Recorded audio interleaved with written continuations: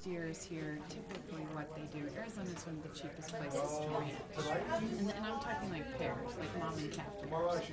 Then they go off to a pre-lot before they go to the feedlot, you know, so they get them out of here. They don't keep them out there. Those are from, because there just isn't enough protein. Chief, how you doing? I'm doing great. Go over. You know what? We're talking beef. We're talking beef. Yeah. So, I raised beef. I was raising sheep and I sold them all this week. Yeah, because I wanted to spend more time with my horses at my equestrian. That's coming up. I finally learned how to really work my slicker without destroying the universe. So, The turkey. yeah. So, back kind of in the groove again, you know. You should get an old refrigerator. That's how my husband does it. Really? He has an old refrigerator and has a hole under it and he just burns it and it goes up there. It is the best. I'll have to bring you some. It is the best I got a ever. smoker, and it has a door on it in the front. And trash cans are not close No to it. trash cans, no plastic. Nope, we're okay. Anyway, it's working out well, and it's like, you know, we ought to look to get some local stuff rather than buying it. Yeah, no, there is some, you know, to have a true organically raised fallow field, it'll have to be fallow for 7 years. That's a good one. And there's just a lot of misrepresentation going on. Bottom line is that by Good evening, grass Mayor. fields where they have Good water evening, down on the Vice farm, Mayor. or Glad the to see Salt you. River, or How the the hell are rain, you? and here where we have Words no can't water. express. Playing how wonderful we are. They have a big area to be in. They're not encumbered. They're not standing in knee-deep mud and poop. My father, you guys know Michelle, and he works in the tower industry. He was a local, he was a government affairs guy for the tower industry. She came back at, you know what I mean? Right. Anyway, this whole thing was, oh yeah, they put all kinds of stuff in it, but by the time you get it, you made it a salt river. Yes, sir. I don't believe it. See you. No. No, not We're back again. not with the horns. I cannot go there. Where are you gonna find somebody with so many chickens? Yeah, there's something going on. Just in the difference in the way our girls are maturing. I know there's something going on, you know. And when you taste the difference in my meat, then you're like, why should this be so different? They're pumping chickens all full of this stuff to make them juicy when you cook them. Right, right, Bad things in the right, stuff. right. So, Okay, all right. Next Tuesday, don't forget.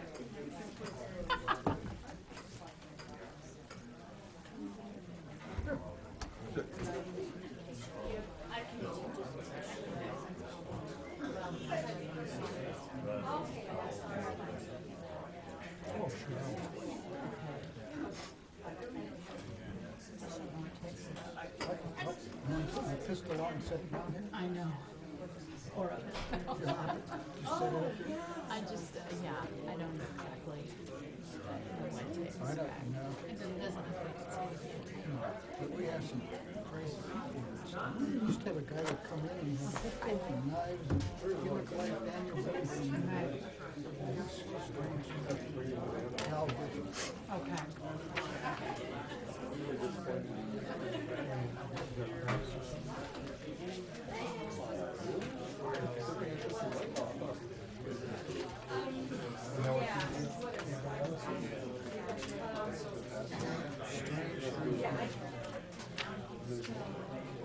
I hear more and more.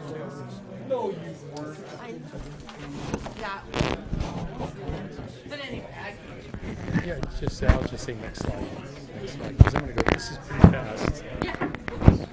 Sad.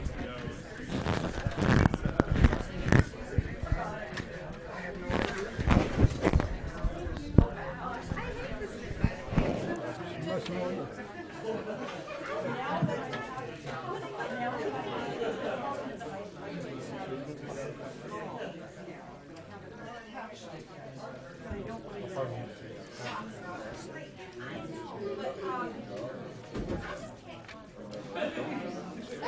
That's send the trip out here. I don't see so well, like. Susie. No lawn again? Oh! Should I show Jack my picture of the backhoe doing farm work? The what? Backhoe doing farm work? Yes. No lawn tonight? No, he's out of town. Hi, Phil. Over here.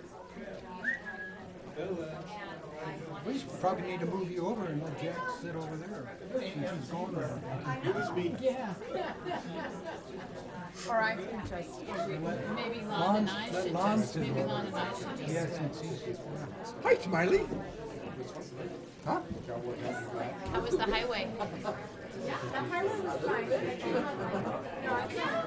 Oh, So, there was actually a lot of traffic today, considering the fact that I was coming up at 2 o'clock in the afternoon and there were lots of trucks and lots of cars. That usually happens. right.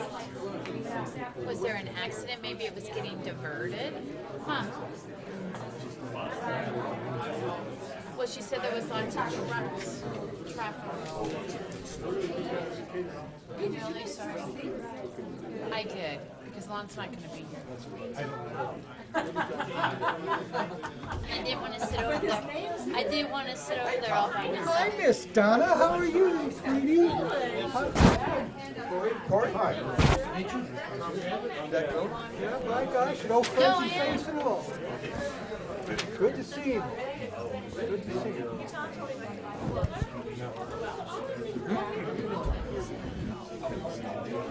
Yeah, I like it. It looks pretty good. You have to live with him. Well, that's his firm. I had no problem with Tom. He looks like he's doing pretty good. I guess VA's finally working with him. That's great. Yeah.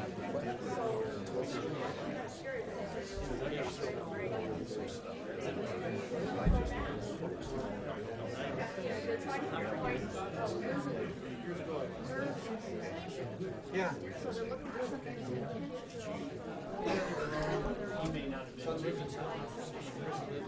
Well, you know, his occupation has probably been roughed up pretty bad. The military does it.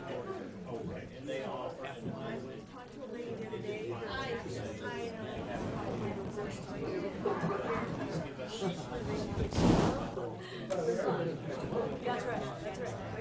He's theirs, his daughter's theirs, and her kids. Oh, you just got that nice visa.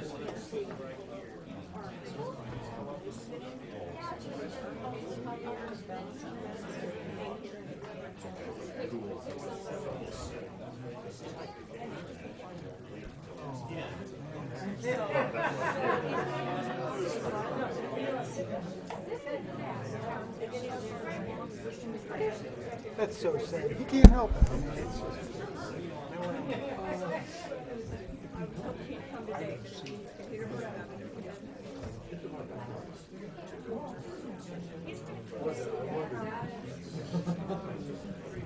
and he can't get any service to take care of him.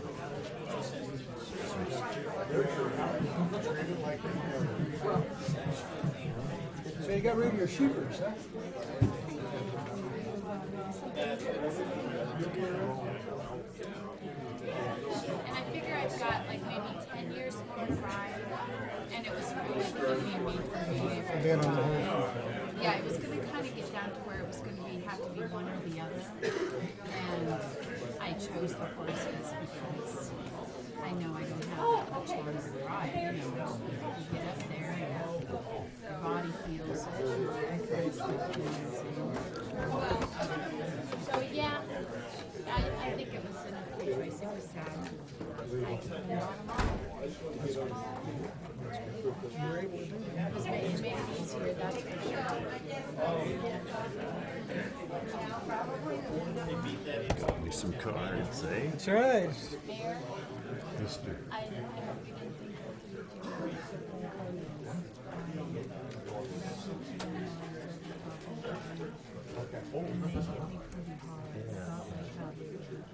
Yeah.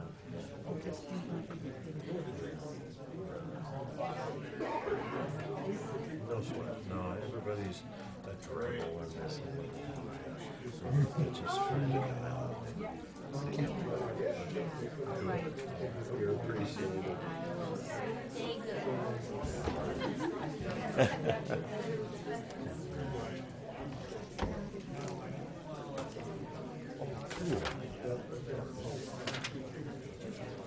There, when you do the invocation, you have to turn your mic on. Because we stay on. So you just have to Your voice will protect them. Oh, yeah. It will, without a doubt. Huh, Jack? He's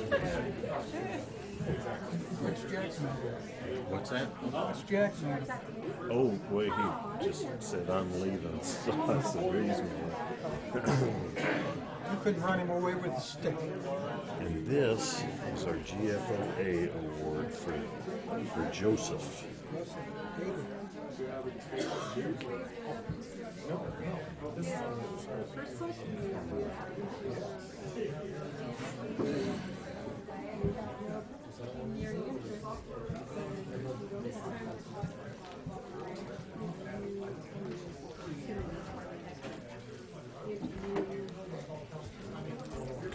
GFOA.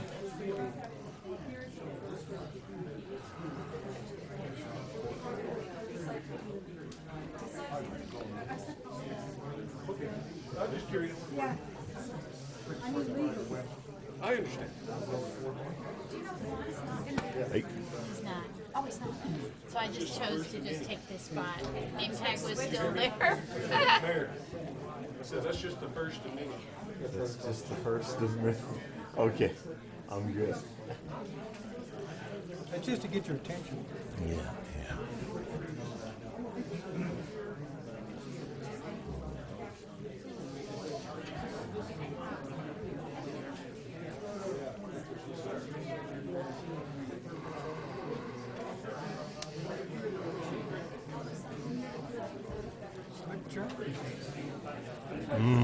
Yeah, yeah. I should have sensed that this fragrance. Smell it coming. Smell like a smell. Yeah, yeah, there you go.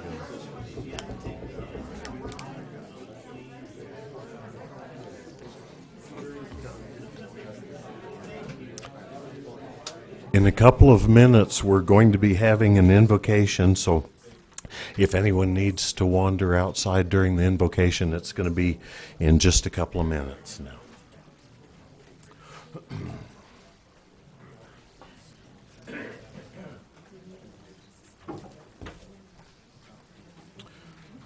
got 2 exact sessions, so we're going to work our way through those.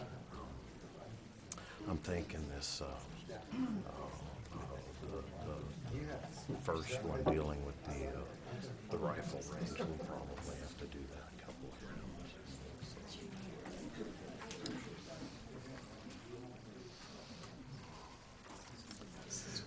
We're going to be having an invocation in 1 minute, so if anybody needs to leave, please go ahead. It'll be in 1 minute.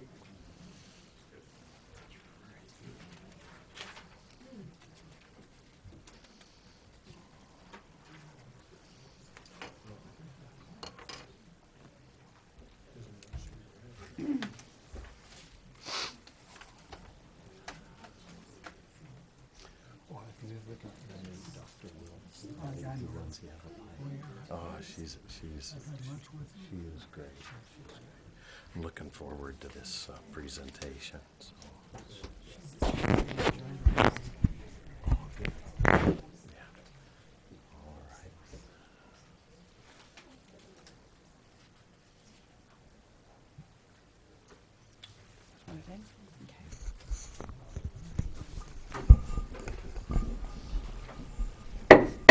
We'll go ahead and call the meeting to order. Okay. God, my Father, our blessings are abundant. Be with us now as we work to make Chino a better place. Give us strength to make the difficult decisions and the peace to know we have done all we can. I pray in the name of the Father, Son, and Holy Spirit. Amen. Amen. Pledge of Allegiance. I pledge allegiance to the flag of the United States of America and to the republic for which it stands, one nation, under God, indivisible, with liberty and justice for all. Please be seated.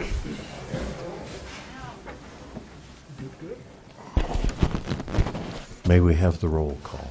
You certainly may. Good evening, everyone. Councilmember Chuka? Here. Councilmember Miller? Here. Councilmember Mendoza? Here. Councilmember Best? Here. Vice Mayor Croft? Here. Mayor Marley? Here. And Councilmember Turner is absent. That's correct. Introductions, presentations, and proclamations. First, we have a Yavapai College community update presented by Dr. Penny Wills, the president. It's a little shocking here. Okay. Good evening, Mayor and City Council and citizens of Chino Valley. It's my pleasure to be here. Before I give an overview of the college, I want to do a personal thank you to someone that I talked to on your police force at 4:30 in the morning. I did not commit anything, should not be out here and get to know the police force so well. But to my, when it snows, superintendents and myself get up about 4 and start checking roads. I was not aware on that Monday morning that our police chief had asked for help from your police force to have one of the officers that was off duty to come in to take care of our evening hours that night. So I woke to a phone call, said, Dr. Wills, good morning, this is so-and-so from the Chino Valley Police Department, what's the plan for today? I said, I don't know what the plan is. And we went from there and said, we finally got it straightened out. But that person was wonderful. He did a great job. But it was a little shocking to get a call at 4:30 in the morning saying, what's the plan for today? And I didn't realize he was working for us. And so anyway, just thank you very much for helping us. Today, what I have are 2 items that have been sent to you electronically, but I wanted to put them in your hands. And we will have copies here that our Associate Dean, who's the leader of the Chino Valley Center here, is distributing to the audience. One is a community college update that I send out to everyone, and I hope it's exciting. Otherwise, take it home with you tonight, you read it, and you will sleep very well. The other that I'll refer to is our district governing board's annual report. This is the second time they have done this. Typically what happens at colleges and universities, we do annual reports, send them out, but it's usually the administration. Our board wants to do their own, which I think speaks to the integrity that they have. They want to reach out and talk to people. So I will highlight just a few things here, open it up to questions. As I said, Dr. Carla Phillips is here, and hopefully we can, in this 10 minutes, bring it right down to Chino Valley and what's happening out there, because there's some very exciting things happening at that campus. You know, the college is alive, well, doing very, very well. If somebody says, oh, the enrollment must be booming. No, it's not, but there's a good reason for it. The enrollment at a community college is inversely proportionate to how the economy is doing. Our enrollment booms when the economy goes down. Even though the recovery in the state of Arizona is slow, it's steady. I wasn't here when it was the super boom times, but I can assure you, you want a steady recovery as opposed to ups and market downs. So I'm very pleased with that. But that hasn't stopped us at all. A lot of good things are happening. The cover sheet, they're keeping up with the pace of change. Higher education is changing a lot, from online courses to for-profit institutions, to hybrids, to how do we do accreditation in an election year. Trust me, everybody has an opinion about what they want done, how much involvement of the federal government, how do you get accreditation, et cetera, et cetera, et cetera. All this is underway, but I'm so pleased that Yavapai College is rated so highly, as well as takes the commitment to its citizens most dearly and most sincerely to stay current and ahead of the edge there, to say how can we have that cutting edge programs. You see that already right here at your Chino Valley Center with the alignment program, with aquaculture, with the other programs that are here, as well as the programs that we have across the district. We're probably very well known at the Verde campus for our Southwest Wine Center. If you want to see the impact of the wine industry on the state of Arizona, get to the Verde or Wilcox, but we are now educating people even out of Napa Valley to come to that Southwest Wine Center. So it's fantastic. Full classes, et cetera. If you look at the Prescott campus, things are moving there as well.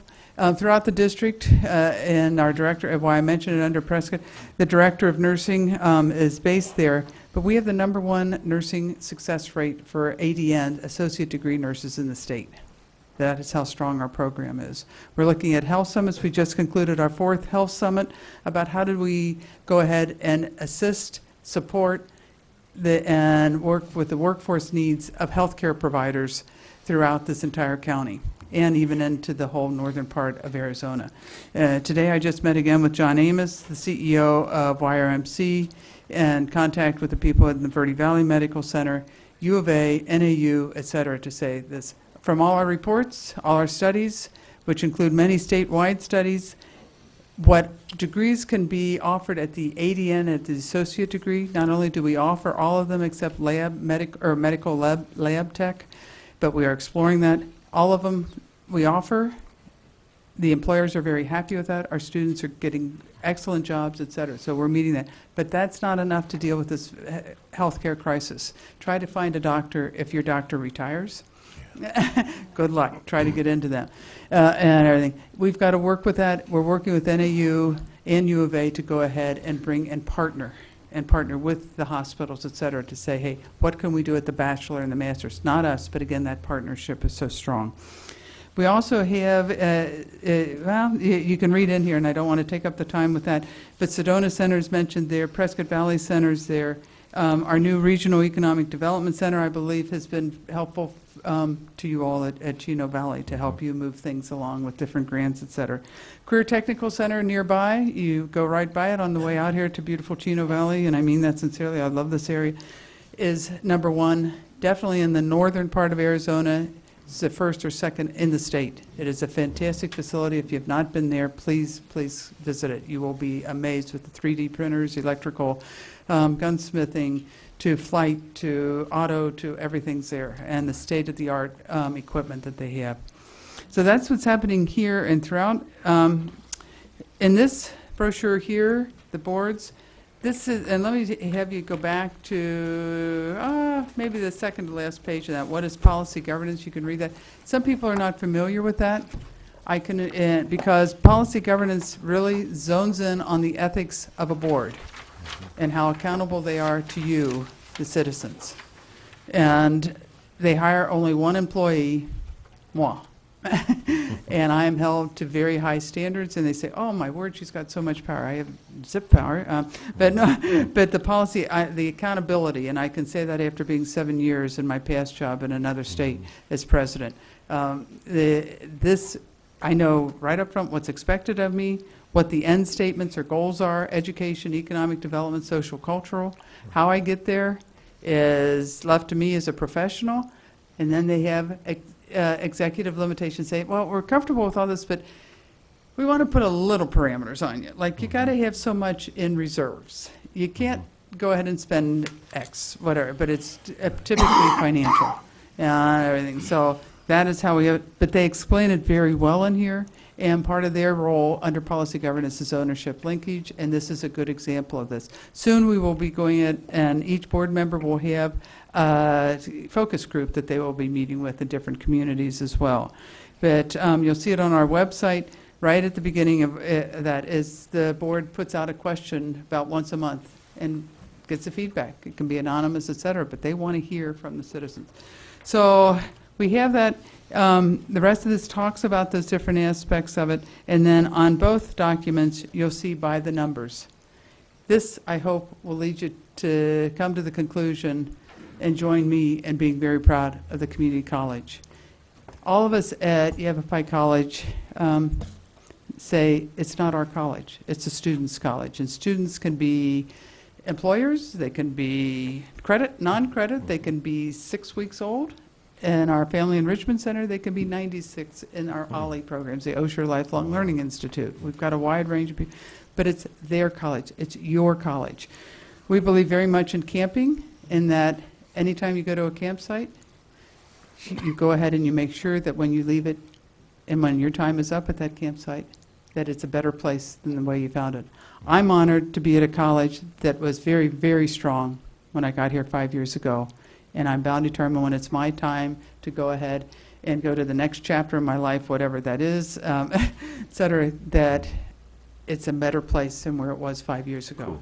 So any questions, et cetera, I'll open it up. And Carla, if any questions about Chino Valley, I'm going to go right to her because she knows that place inside and out and is responsible for its success.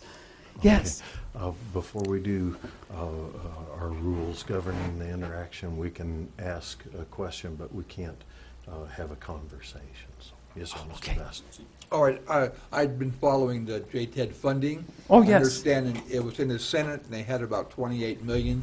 Mm-hmm. I have not heard whether the governor signed it yet. I have not received an email that he has signed it either. It's they got through that stage where who was going to take credit for it. Right. That was, I have my own opinions, I'll keep that quiet. But you can guess. So I hope he has signed it. He was supposed to sign it 2 days ago.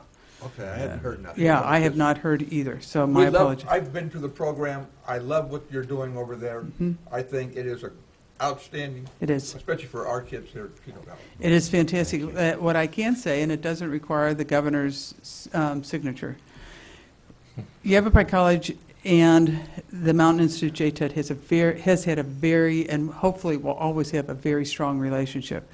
We came together as soon as that funding started to be cut and saying, what can we do? And we helped and worked with them, et cetera, did some joint marketing with them to try to alleviate that in their budget, et cetera. Very pleased to say that even with the renewed funding or restored funding, there will even be a closer relationship because they will probably be moving into parts of CTEC and our Prescott Valley Center to be able to have that and save them money to be able to offer more programs to the students. Excellent, excellent. Any questions on this side? Any other questions? Okay, there will be some handouts that are already distributed. I think you have them as well, but if not, there's a horse show coming up that well, Mayor, you know how much I love horses. And what other items did you have there? There's some interesting data about Chino. And okay. If anybody wants to go out to the car, Carla brought me fresh tomatoes too. So. All right. Thank you, Dr. Wills. All right. Thank you, Dr. Wills. Yes, I do just have a little bit of information for our local flavor for this report. I just wanted to point out that we have had a long history here. It was 1992 when the Chino Valley Education Center for Yavapai College was dedicated in this building. It moved out to Old Home Manor, and the building was opened in 2004. But enrollment-wise, our agriculture program has been going gangbusters out there. In 2012, 2013, our student credit hours in that program were at 1,445. This spring, they are totaling at 1,582, and we have not added in summer yet. So that program continues to grow. We keep adding classes, we keep adding sections. It's exciting to see how much interest there is in this community about being able to grow your own food and learn about sustainability. Our equine program has had ups and downs, but is right now it's on the climb, and that's why we are working on this horse show that we're partnering with AAEC and giving something that the community has been asking for out here, and giving our students and faculty a chance to really have that applied learning for the equine practitioner program. The electrical program has also continued to increase. Our electrical technology program literally doubled in enrollments once we added in the line worker program. So that's been very exciting for us as well. So it looks like things are on the upswing. There's exciting things happening at the Chino Center. And as Dr. Wills said, for CTEC, anytime you want to come out and take a look, we're happy to have you. All right. Thank you. Thank you.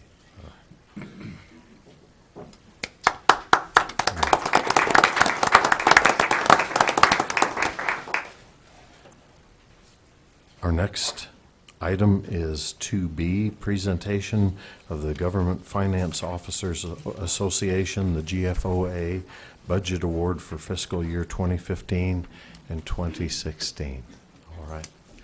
Joe, is there anybody here from the GFOA office? Okay. Just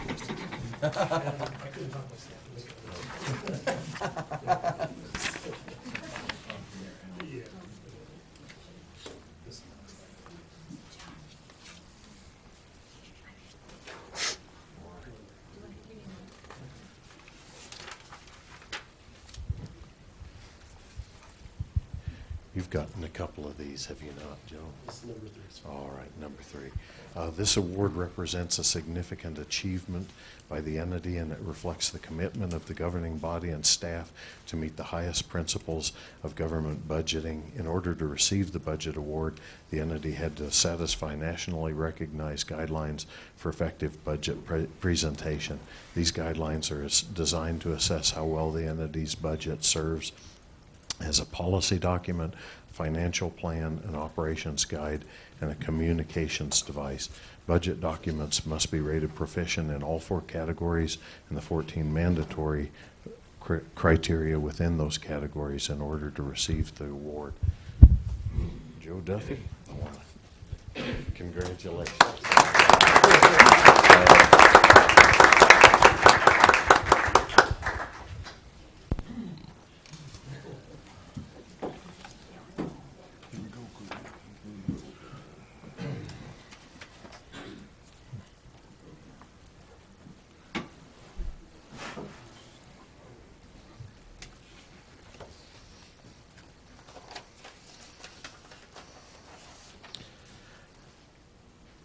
Our next item is call to the public. Call to the public is an opportunity for the public to address the council on any issue within the jurisdiction of the council that is not on the agenda. Public comment is encouraged. Individuals are limited to speak for 3 minutes. Total time for call to the public may be up to 30 minutes per meeting. Council action taken as a result of public comment will be limited to directing staff to study the matter, scheduling the matter for further consideration and decision at a later date, or responding to criticism. Ms. Morales, you have requested extra time. If you would, come on up. And while Ms. Morales is coming up, I wanted to remind everyone of our rules of public participation because it's important to maintain order during the meeting. Members of the public are expected to observe the same rules of propriety and decorum applicable to members of the council. Personal, impertinent, or slanderous remarks are not acceptable. Persons not conducting themselves in an acceptable manner will be warned by the chairperson. Any person persisting in such conduct will be removed by the sergeant at arms. And Ms. Morales had asked for extra time. Yeah, All just right. maybe a minute or 2. Okay, go right ahead. Okay, thank you. I decided after reading the Chino Valley Review and listening to the council meetings, the last couple of council meetings, that I wanted to say something in relation to that. So I wrote it down because if not, I'd be rambling all over the place. So addressing the prayer in town meeting, those that like to use Matthew chapter 6, verses 5 to 6, as a reason not to pray in public are missing the point of this passage. The statement about prayer was to teach all Christians about not having to have that attitude of the look at me attitude, in public when they pray. It does not mean that all prayer must be done in secret or in private. From what I have heard of the prayers from council, they only ask for wisdom and guidance, which I think is a good idea since they have been elected to watch out for the best interests of the people of this town. They have not tried to induce anyone to convert to any particular faith, nor have they tried to recruit anyone to join their particular faith. Addressing some of the court rulings, I'm only going to do one, and it's very short. Justice Anthony Kennedy held that the town of Greece, New York, did not violate the Constitution's Establishment Clause, which forbids the government from endorsing a religion by sponsoring clergy who delivered sectarian prayers. And this is in quotes. To hold that invocations must be non-sectarian will force the legislatures sponsoring prayers and the courts deciding these cases to act as supervisors and censors of religious speech. Kennedy wrote for himself and the conservatives on the court. Lawmakers and judges would otherwise have to police prayer, he wrote, involving government in religious matters to a far greater degree than is the case under the town's current practice of neither editing nor approving prayers in advance nor criticizing their content after the fact. Moving on to the Constitution, which a lot of people have been talking about. I did some research on the Constitution about this topic as well. The following is what I found. And again, I'm going to keep this very brief. Here's what the First Amendment says. Congress shall make no law respecting an establishment of religion or prohibiting the free exercise thereof, or abridging the freedom of speech or of the press, or the right of the people to peaceably to assemble and to petition the government for redress of grievances. In the First Amendment, the Founding Fathers clarified freedom of religion, freedom of speech, freedom of the press, freedom of peaceable assembly, and the right to petition the government for redress of grievances. The important concepts here are the government will not establish a national government-run religion.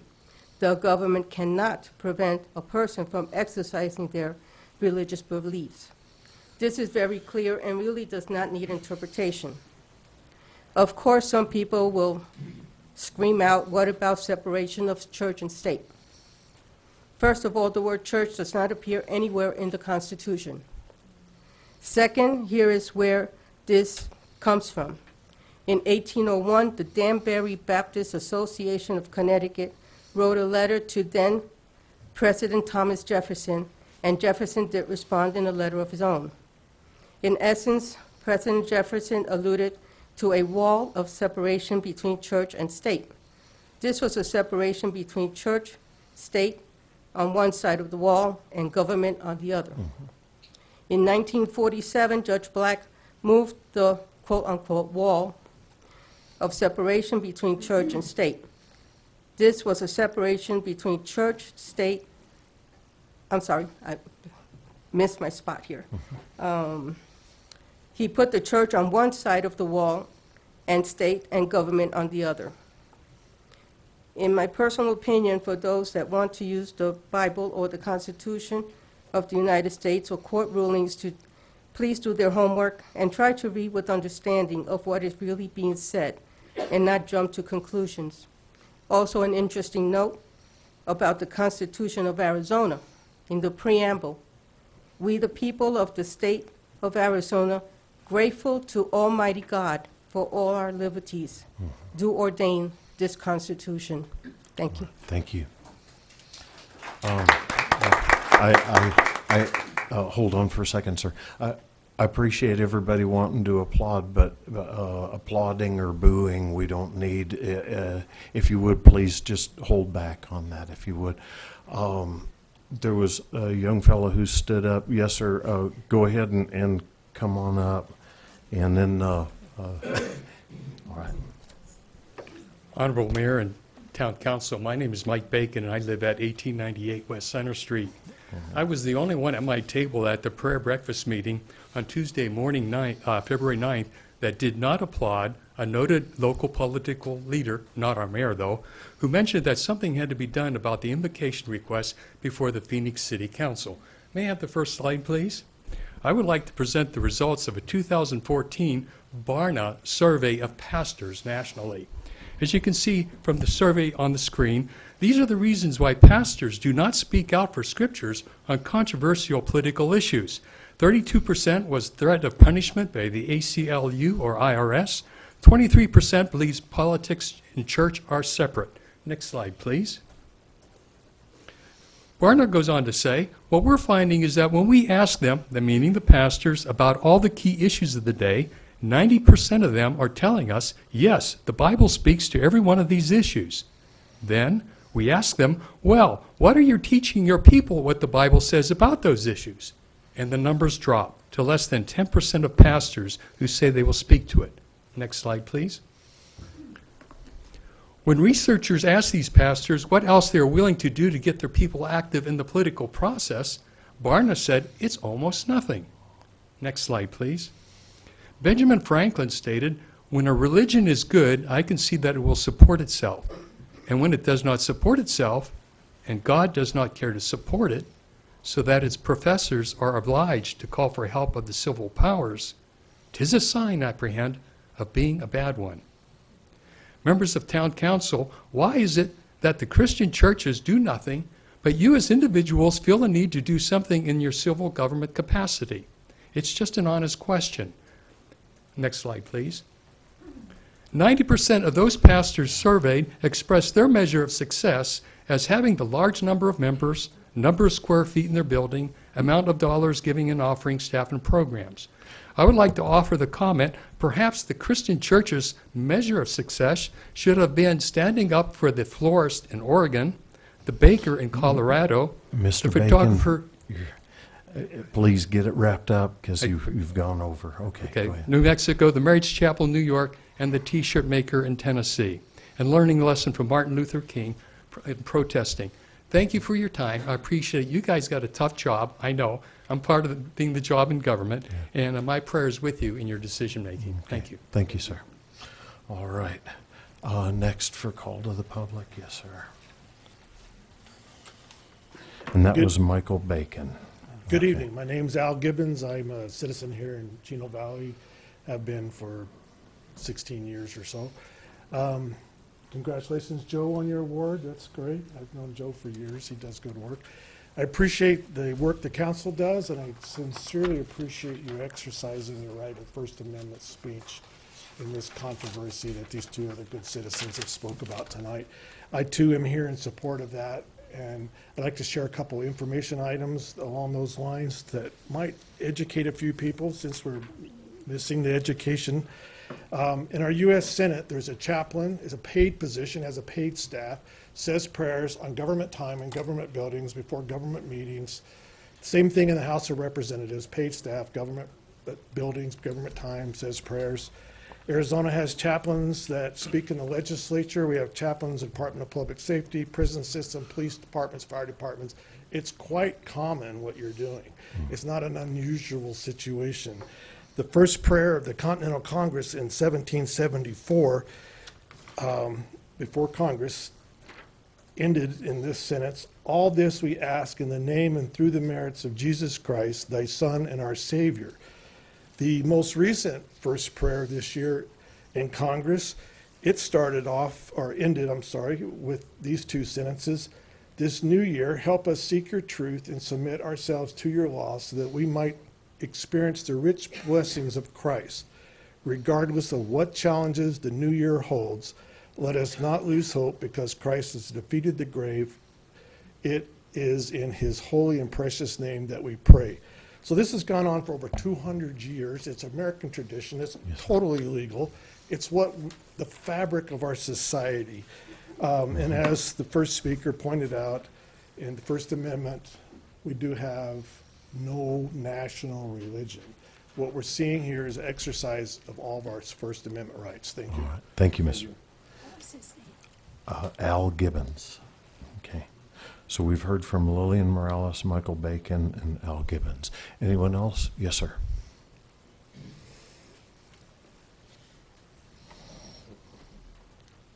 All big missed.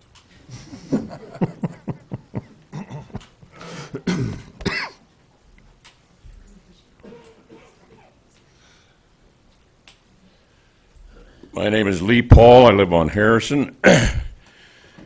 Mayor and council, I appreciate the opportunity to express this tonight. I'll be very brief. I want you to know I appreciate the courage that this council has shown in defense of our constitutional rights and expression of our religious beliefs. This country affords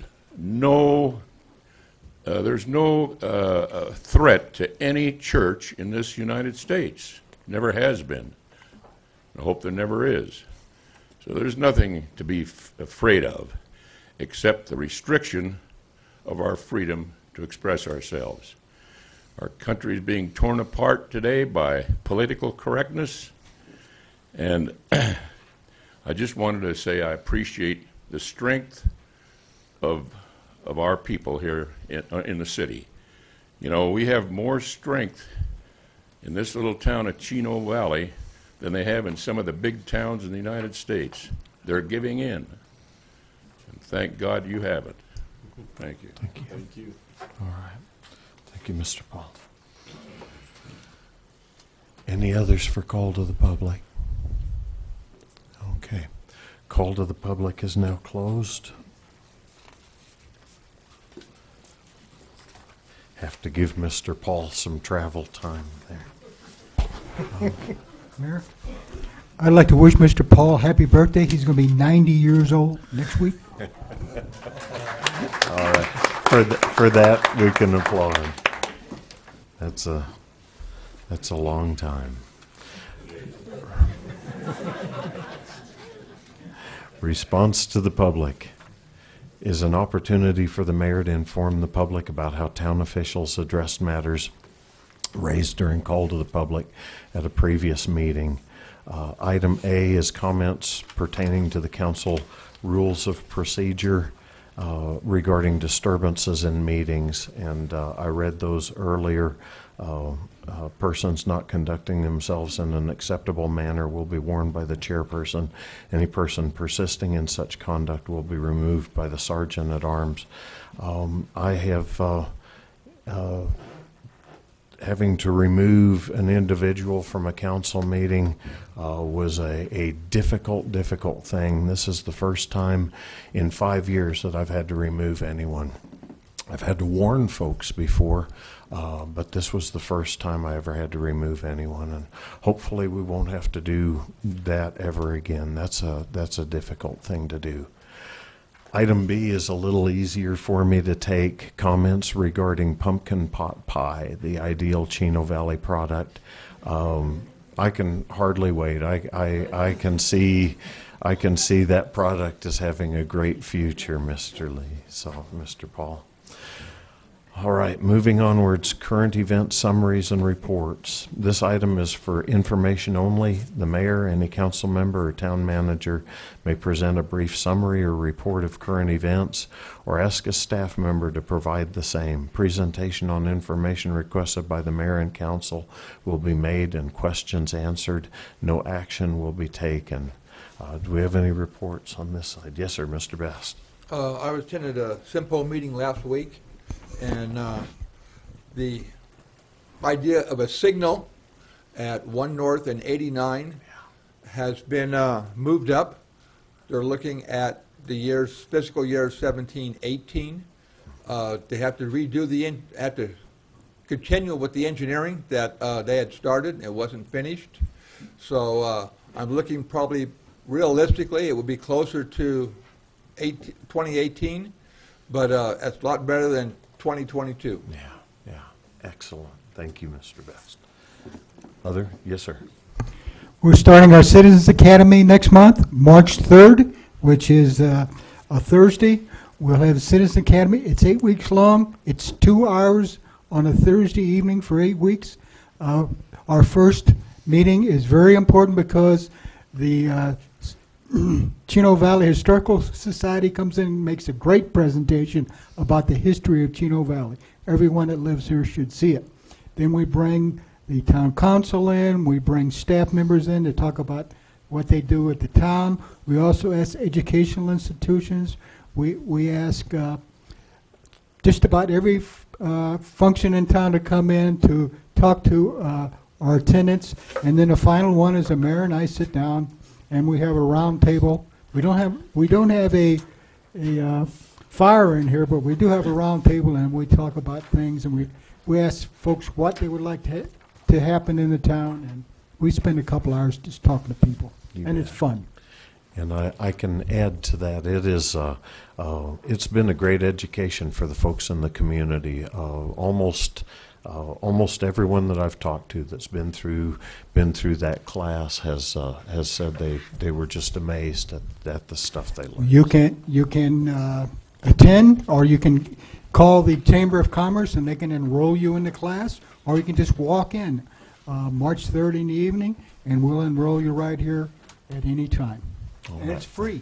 Thank you. Ms. Juka, did you have anything? No. Okay, great. Mr. Smith? I do have a brief update for council. I was pleased to be invited to the Central Arizona Partnerships meeting this morning. It was their annual meeting. They invited Chino, the Prescott Valley and Prescott to present economic development information. It was very enlightening for me to hear what was going on with Prescott and Prescott Valley. The one key theme that I heard out of all three towns reporting there was, number one, human capital, trained, skilled workers is difficult to come by. And so the CTEC facility, the work that's being done there through Yavapai College, that is extremely appreciated in our area with what they're doing. The other thing I heard was that was reinforced by Prescott Valley EDF as well as Prescott's economic development folks was there is a lack of 25,000 to 50,000 square foot buildings in our region. And those are the buildings that businesses are looking for that are coming out of Southern California and wanting to land here. And so there was a lot of discussion about how do we create that kind of building space so when businesses are looking at Arizona, we can show them a building and they have somewhere to go because they do not want to wait around on something to be built.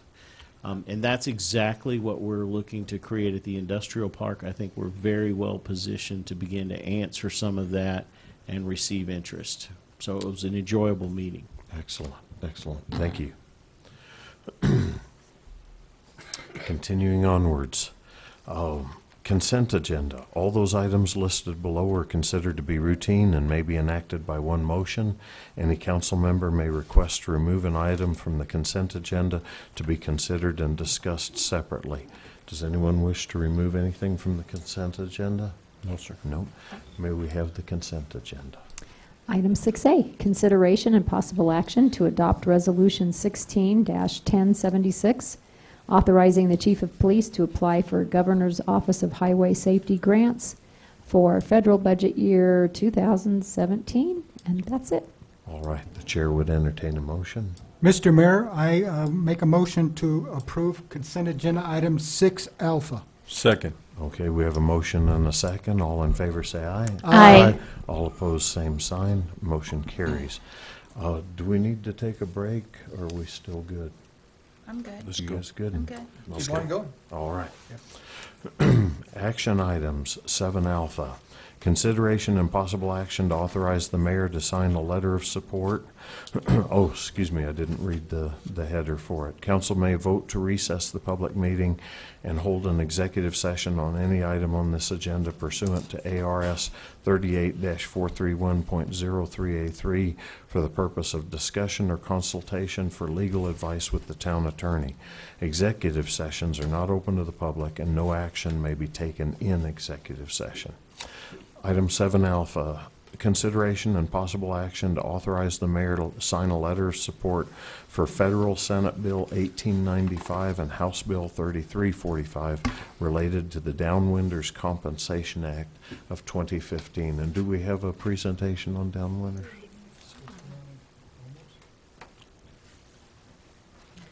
Yes, ma'am. Good evening, Mayor Marley and members of the council. First, I want to tell you my name is Sherry Hanna, and I want to thank you very much for giving me the opportunity to speak to you this evening on the Downwinders.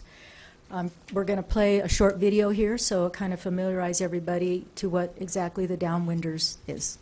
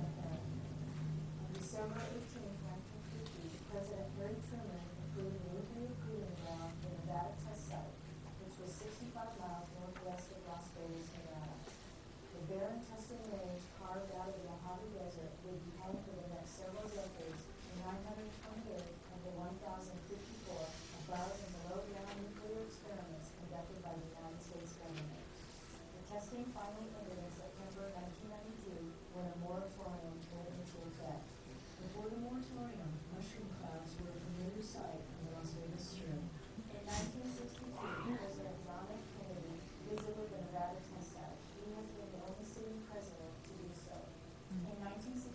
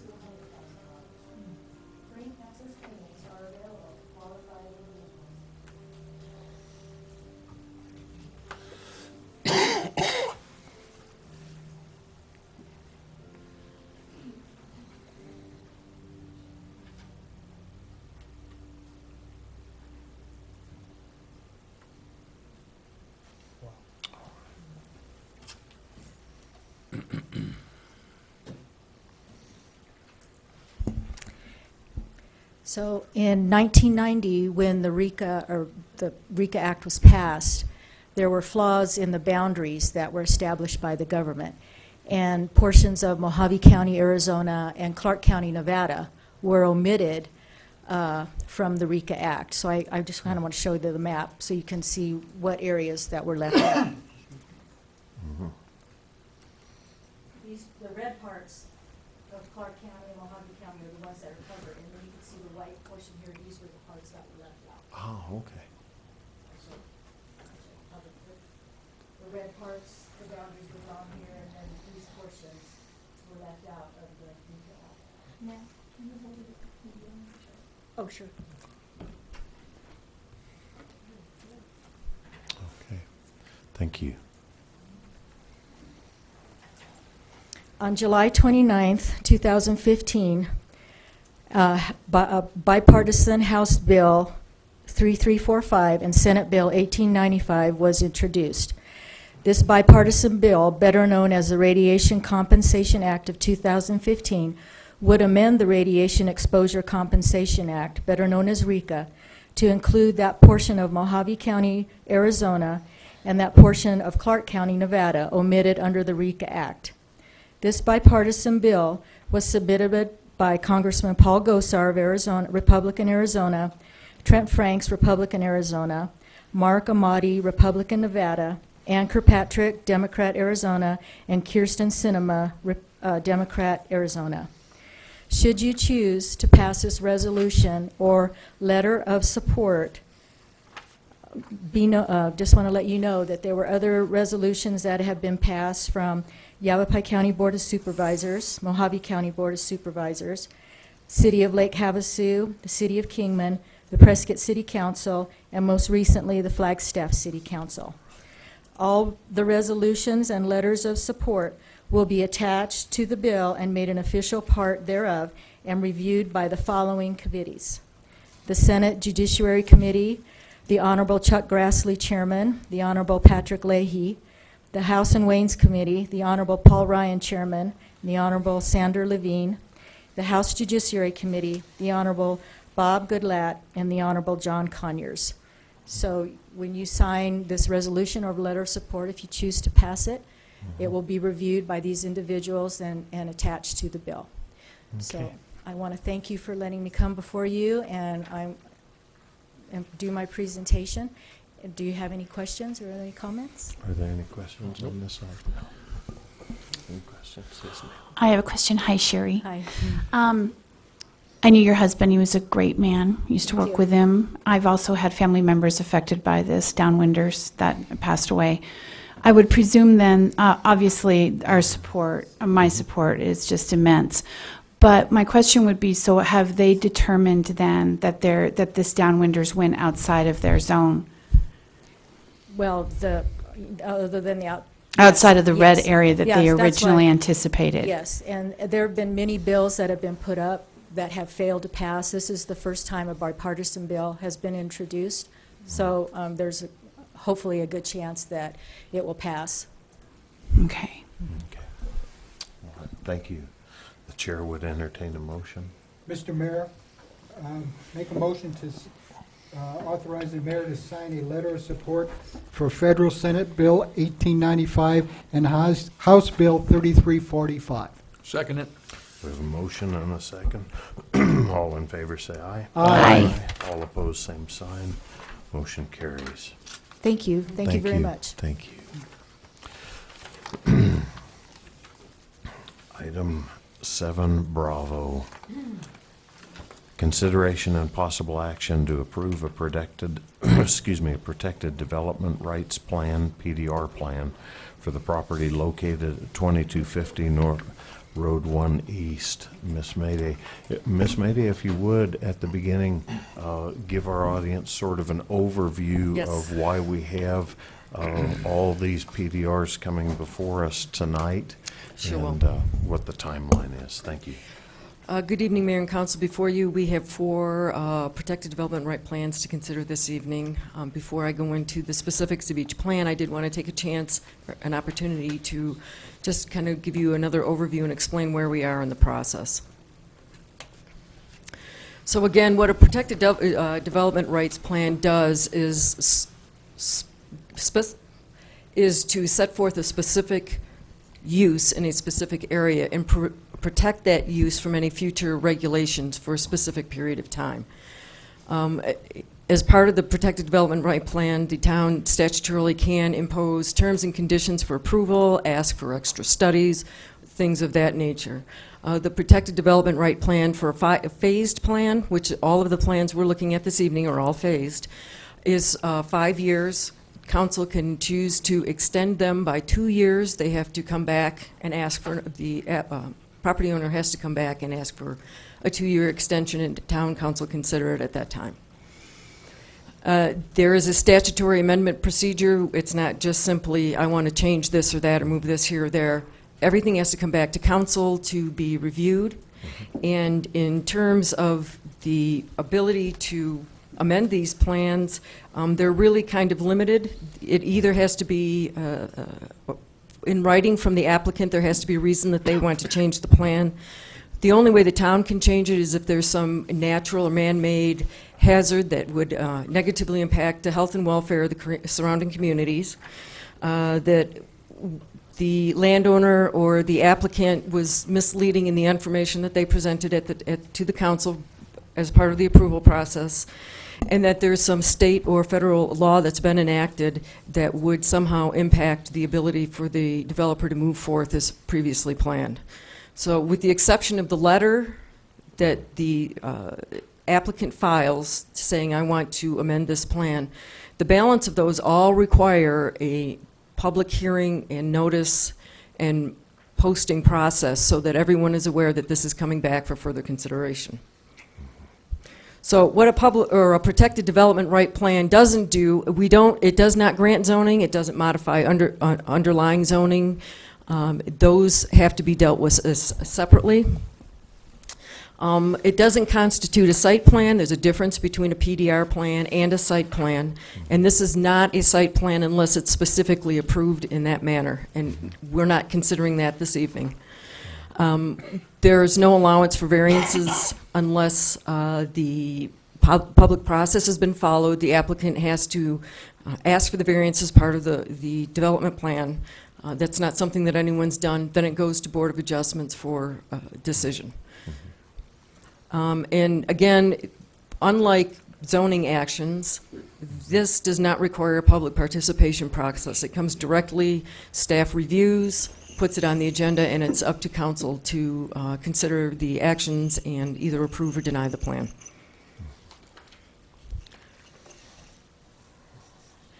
So I wanted to take a minute and talk about how we look at these and how we come up with some of these regulations. There's what I refer to as the Rumsfeld rule. Many of you will probably remember the whole thing about the known knowns, which are the things we know, the known unknowns, which are the things we know we don't know, and the unknown unknowns, which is the things that we don't know that we don't know. And when we look at zoning like this and regulations like this, I look at every category of this to make sure that we're not missing anything and to figure out what it is we can and cannot regulate. So in terms of the known knowns, we all know that the medical marijuana is a legal use. We all understand that there could be some Prop 207 impact on when we make changes in zoning, and that that's something that we need to consider in the decision-making process. We know that the protected development right plan right now is probably the best avenue to resolve some of these issues and to preserve these development rights. Ordinance 16811 takes effect on February 25th, 2016. I'm going to talk about that a little bit later. It's an important date, and it will explain why we're getting some of these a little bit later. Oh, that didn't go right. So, what happened? Okay, so there are known unknowns, and those are the things that we know we don't know. In this case, the things that we don't know is what the market for medical marijuana is going to be. We don't know how much people are going to consume. Are we going to overbuild the market? That's a market-dependent capacity issue. That's not something that we regulate. The legalization of recreational use is in the petition stage. It may or may not be on the ballot in the fall. There are at least two that I'm aware of, separate measures for approving recreational use of medical marijuana. Until those are approved, we don't know, yes or no, is there going to be recreational use of marijuana? Is that going to affect the market demand? How many of these are going to be built? Again, changes in the administration at federal level may change the enforcement actions of the feds in terms of medical marijuana, and again, changes in the administration at the state level could do the same. And the unknown unknowns, we just don't know. These are the things that usually sneak up in the darkness and really send us sideways. But unfortunately, we don't know, so we can't plan. So why are we getting more projects right now? On January 26 of 2016, Council approved Ordinance 16811, which basically changed the zoning where, amended the text of the regulations for where medical marijuana could now be cultivated, and it's limited to industrial. There's a 30-day waiting period statutorily if a text amendment is not adopted as an emergency measure. So we're in that waiting period. During that waiting period, the existing zoning ordinance is still in effect. So we still have people with the ability to come in and ask for these PDR plans, and we've seen 2 of them come in because while they may or may not have a user, they want to protect their right to do that. So we cut off applications on the 16th so that we would have time to process them all, get everybody ponied up. We didn't receive any calls or anything after that, so my assumption is that there is not anybody else out there right now that is considering doing this. The ordinance is effective on the 25th, which is Thursday, and that is the date which the rules actually change. Does anybody have any questions about that? This part so far? Questions so far? No. Yes, sir. And that's why we have all 4 on this agenda. Exactly, and that's why we have all 4 tonight, because if we don't approve or deny them this evening, once Thursday passes, all of these would become legal nonconforming uses, and they would not be able to expand. Right. And we wouldn't be complying with 207, with Prop 207? I can't say that. Yeah. You can guess. We'll let the lawyer comment. Yes. What happens is that these existing uses become legal non-conforming uses. And if they have a diminution in value, then they can bring a Proposition 207 claim against the town. But nothing like that has happened yet. Okay. Thank you. Any other questions? Okay, so the first case we have before us is the PDR 16-002, which is Chino Valley Farms. This project, there we go. This is the subject properties right here. They're all zoned commercial light. As an aerial view, this is the existing greenhouses that they already have there. This is a portion of where they are proposing to preserve the right or protect their development right for medical marijuana cultivation, and as well as up here. So essentially what this plan has laid out is the phasing of this project. Right now, this portion, this greenhouse is being used for the cultivation of medical marijuana. These are all being used for vegetables, and for phase 1, those would all be converted to medical marijuana cultivation. Phase 2 would be 99,000 and change square foot greenhouse in the back behind this, behind the existing, and then phase 3 would be an additional 99,000 square foot here. Now I know that 99,000 square feet sounds like a really big number. Just for reference, I wanted to look at 2 of the existing greenhouse facilities that we have here. Color Spot currently has over 400,000 square feet under a roof that they use for greenhouse purposes. And Bonnie Plants Building A, which is this one here, or this series of buildings, is roughly 60,000 square feet. The Building B here is 33,000 square feet. And each of these, C, D, E, and F, or 33,000 square feet for a total of 134,000 and roughly 200 in its entirety. So that gives you some idea of how big 100,000 square feet of greenhouse really is. The applicant has agreed to phase a landscaping plan with their future development. As each phase develops, they will add the necessary landscaping. Their landscaping will be in compliance with the UDO as required. And the applicant is here, Mike Massey, to answer any questions you may have about the specifics of the plan. I'd be happy to answer any questions that you have. Is there, as with most buildings, is there a certificate of occupancy issued? Yes, Okay. there is.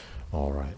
One of the things that, whenever we get into discussion, I wanted to cover that. Any other questions? All right, no questions.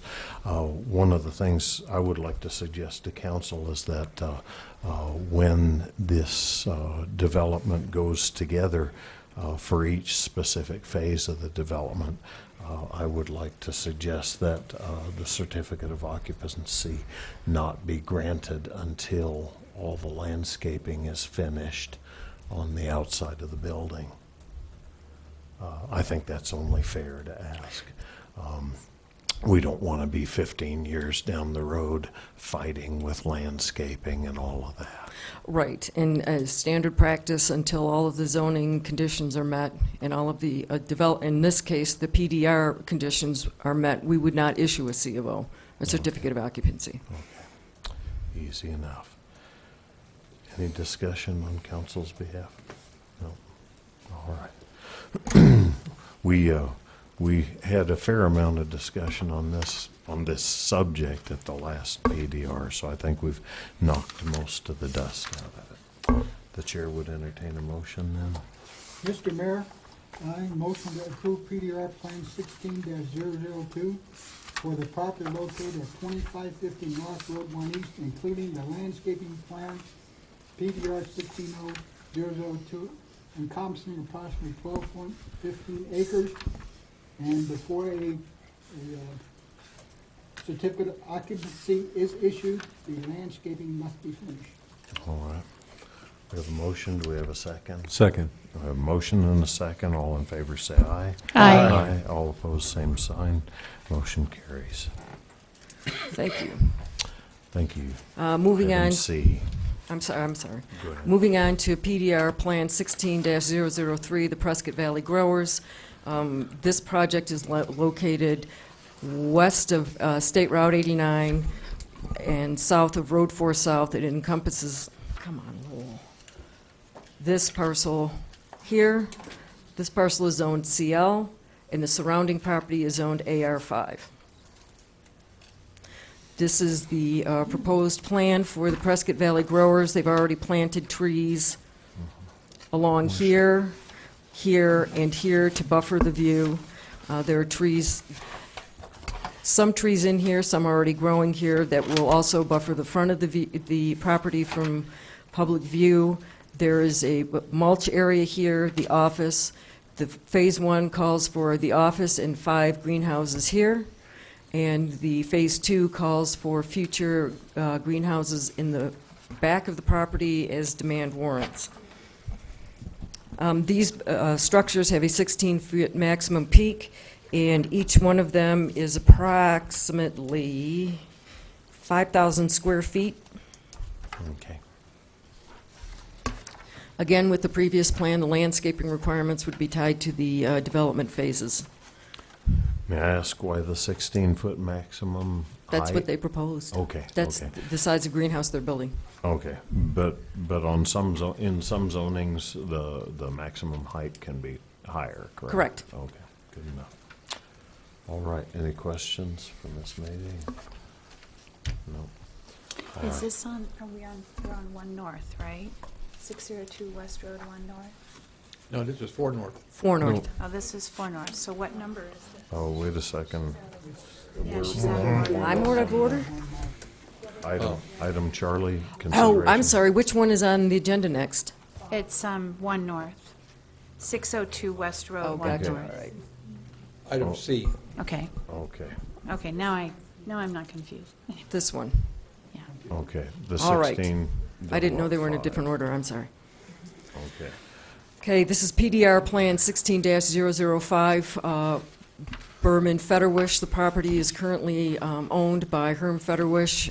Dr. Gina Berman from Phoenix is proposing to purchase the property and develop a portion of it for a greenhouse. I need to get out of my... No, too far. This is the proposed greenhouse layout.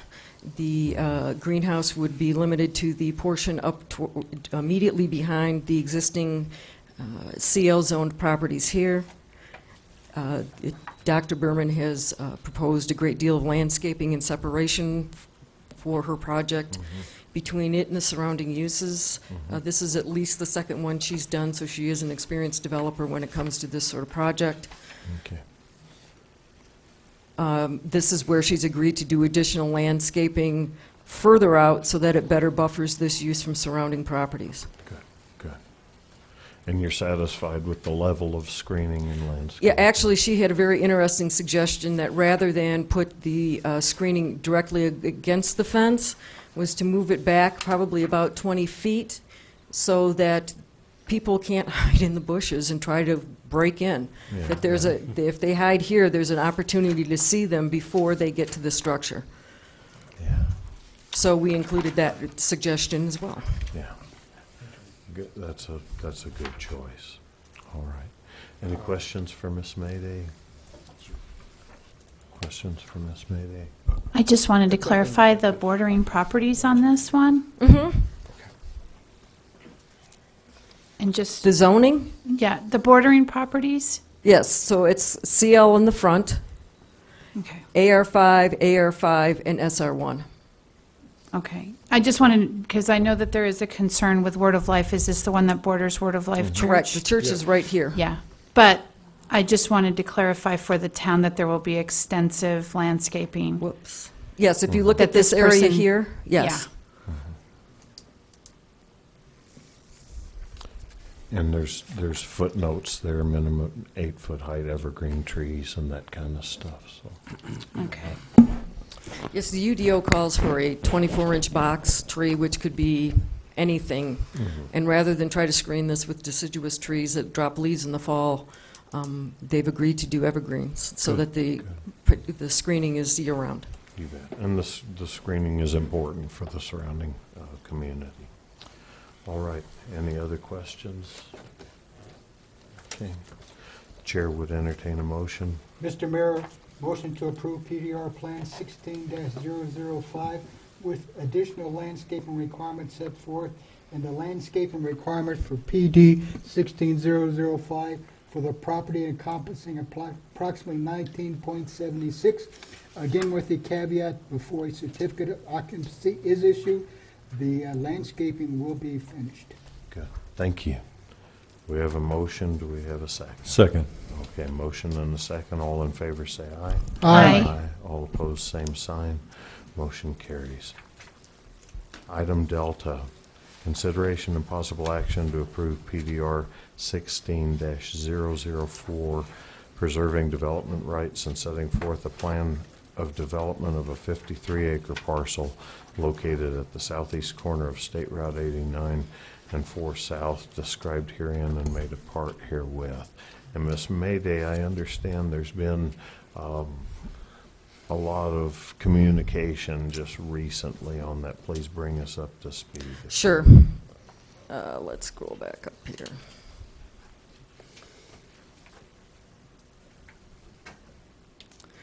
This is PDR Plan 16-004. This is the plan. This is the project that's on 53 acres at the northeast corner of State Route 89 and Road 4 South. The applicant is proposing to construct and actually has been working diligently to construct greenhouses in a small portion of this. This is the a good iteration of the PDR plan. You can see where the greenhouses are limited to this area. The accessory buildings for the processing are here. There are some other hoop houses over here. This is the proposed septic, and this is the parking, and this is the additional parking for development of phases 3 and 4. In a perspective of a larger project, this is one of the initial concepts that we've been working with the developer on in terms of the commercial development here and a multi-family residential development on the Road 1 east side. We have a little bit better developed commercial component. This is a later iteration that the developer has provided us with to discuss in terms of future development for commercial uses. You can see that there are structures. This is the roundabout corner, roughly. And you can see that there are buildings here that at some point would likely screen the bulk of that project. We did discuss at length and up to the last minute with the applicant landscaping as set forth in the UDO for site plan approval. They are required to screen and landscape the front portion of that property. Because the town can set forth additional terms and conditions as approval of the PDR plan, we've gone back and discussed with them several options on developing some screening to screen the rest of the view along the sides that is not ordinarily required with the UDO. This is the supplement that we received late this afternoon, and the applicant's attorney's here who can explain it in greater detail. Roughly, the project here, because of the sheet flow in this area, there's quite an elaborate engineering and drainage operation underway, for lack of a better way to describe it. There are some significant concrete walls that need to be poured. And the applicant is ready to begin grading this portion for the commercial development.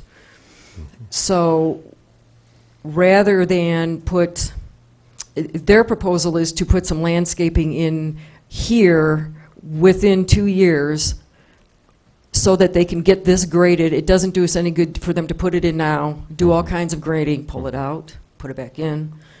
So once their landscaping along here is complete, that would provide the buffer that we need for the east side or the west side for the 89 face. And then they've also proposed some additional landscaping on this side. So if it pleases council, I'd like to let Mr. Cack describe the landscaping that they proposed for the screening for this project. Okay, go right ahead.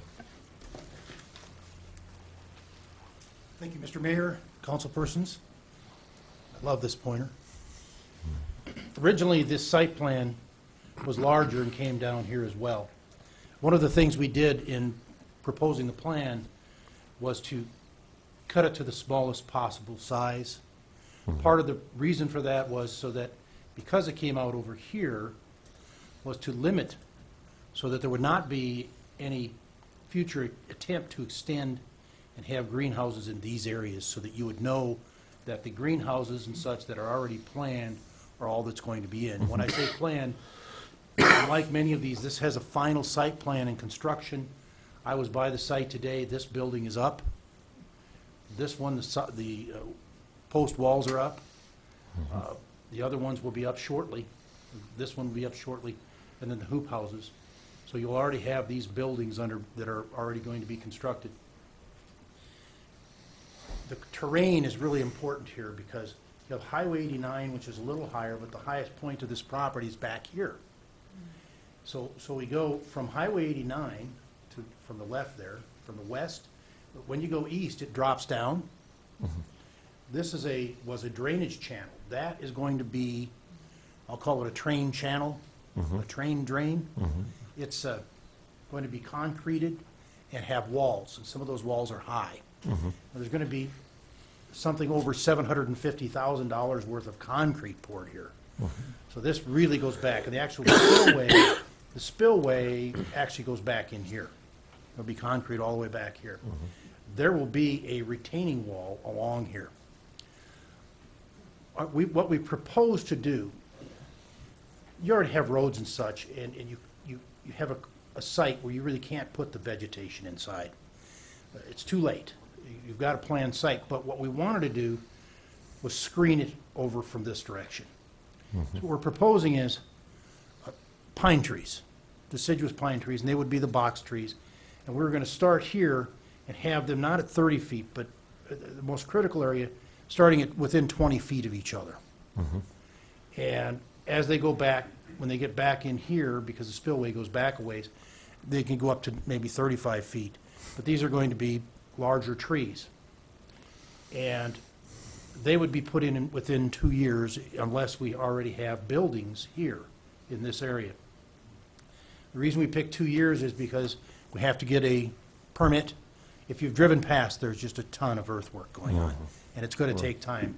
And putting in this is going to take time. I talked to your acting engineer, Mike Lopez, today, and he said, I hope you're going to get it done before the monsoons, and obviously that has to happen. But that tells us something else. You have a low area here, you have a high area here. We need a grading permit that allows earth to be moved from here to here. We got to be able to top this retaining wall before you put these trees in this area. And then you'll have trees placed in this area, sprinkled throughout here. When you go to the back, remember this is a cement channel with walls. The retaining wall at this point is 13 feet above grade, 13 feet above this wash. You can't really put, well, I don't even think you're allowed to put, but you can't put trees effectively in this drainage area. I think the county would have more than a bit of objection. So what you'll have is you'll have a row of trees here. You'll have trees sprinkled here. There can't be trees here. As you can see, you can't even put a tree. There's no room inside to even put trees here. But there is something like 600 to 700 feet until you get over to these houses.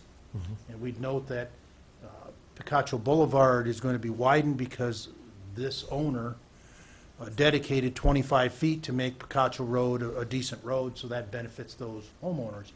But it's buffered interiorly by its own property. Now, there's already, you've seen the plan for development. There's already discussions with renters. There's already people that have said they want to lease here.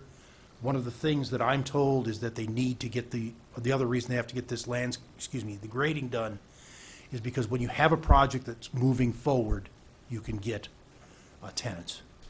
We heard Robert Smith, your manager, say today, you've got to have something. Well, they intend to have something. And, you know, one of the questions I think raised by Ruth, and I'm not sure you saw that, was how do we know these things are going to go forward? Well, I can only say they're going to spend hundreds of thousands of dollars doing the grading work. When you spend hundreds of thousands of dollars to do the grading work, we expect you're going to go forward. And I think that's the best guarantee. I think this is the best plan that we can do with the site plan that we have, and which really can't be changed anymore. I mean, there's no place to put it. And I think it adequately screens the property, particularly from this roundabout. I was driving here today, and you know, pine trees schedule at 20 feet, and then they'll go up to 30 feet back here, and they'll continue all the way back here. That's a good screen for this, as long as they're at the right height. And that requires the movement of, you know, I don't know how many hundreds of thousands of cubic yards of dirt, but it's a lot. Thank you. If you have any questions, I'm available. I'm hearing a little iffy on that row of trees. You're going to put the trees up if you don't build out the I'm sorry. The west side. If you build out the west side, no trees. Well, let me say it this way. We have, for the grading, you have to get through permits. We have some issues in this area. We have drainage that has to come across here. We have some drainage that has to come here, and there's a CVID encroachment. It could take us, once we get the building or the grading permit, within, we hope, about 3 months. It could take a year to build, to get the grading done. It easily could take a year because you've got to do these things. That's why we said if we don't have buildings in these areas, a good building here and then at least another building in the commercial, within 2 years, that those trees will be in at the 2-year mark. And the other thing I want to say is that there's going to be drip irrigation that we'll have to have. The trees will be removable because, I mean, if we develop, because there could be roads where those trees are. It could, because the likelihood is that you're going to have, when you saw the other plan, there was a planned building, or proposed, not final plan, here and here, and there was a road coming in here. You can't have trees in the middle of your road, so they may be moved. Okay. On the east border Over here? Right there, yes.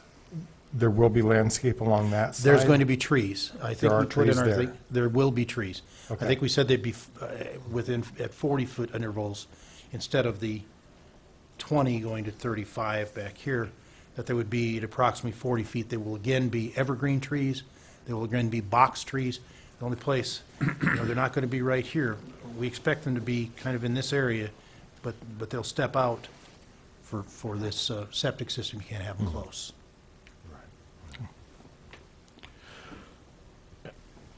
I share some of the same concerns. One of the main complaints from our citizens was, as you come through the roundabout, the visual impact of all that's going on down in the valley, because it is at a lower elevation there. And having a chainsaw, I know trees can come down if it's necessary. I'm not comfortable with the idea of someday possibly having trees there on that west side. I feel the same way as we did with our previous. I'm not good with giving a certificate of occupancy until we've got something screening that.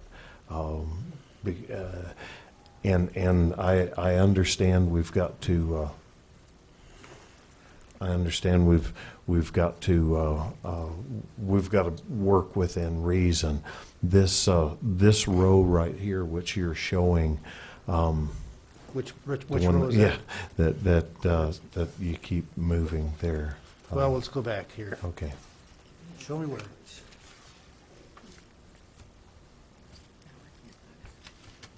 This is the commercial Yeah, development?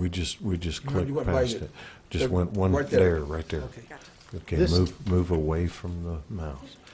Yes, sir. Yes, sir. Very humorous. This is the town's original plan that doesn't work. Okay. It can't be done. This row is not where we are expecting to put trees, and there is a deadline on the trees there. It was going to be 2 years too. That allows for the permitting process and the grading to be completed, and then the trees to be in within the 2-year mark. So on the east side, we have a 2-year mark. On the west side, we have a 2-year mark. That allows all the grading to be done and this thing to go forward. The trees, for example, they just show kind of just a row. Mhm. The row's probably going to be closer in here and go around Okay. like this and go up here. It can't go past here because that is a detention pond. Right. And that's right. much deeper here. Just like this is 13 feet deep, obviously this is deeper than any of the Okay. rest of this property. Okay. And that's being constructed in Phase 1. Let me show you how the phases go. Phase 1 is already approved. That's the entrance and such. This building, which is already up, this building, and all of these buildings, they will all be built under existing building permits. Mhm. They are not really the subject of this plan. The subject of this plan is to allow this to proceed, which I believe this is Mhm. Phase 2, and I believe, I can't see that far because I'm getting old. There's a 3 and a 4 in here, and then this building goes in, and there will probably be some additional parking. But also for the phases, one of the things we wanted to do was include all of this property within the plan. And the reason we did that, instead of just including the medical marijuana use, Mhm. and if you want, you can just include the medical marijuana plan, we did that specifically Mhm. so that you would see that there is a plan on what they're going to do with the rest of this property. Mhm. And that is to put the commercial out front, spend the money now to get that ready. and they would like to do multifamily in the back. Now, the multifamily is probably going to lag the most of anything. They really don't technically have to have any special approval normally to do commercial out here because it's already commercial. We included it so that the town would know, and that there's not going to be medical marijuana or anything else up there. And we included this back here because that's what they plan to do, and they want the town to know that's their plan.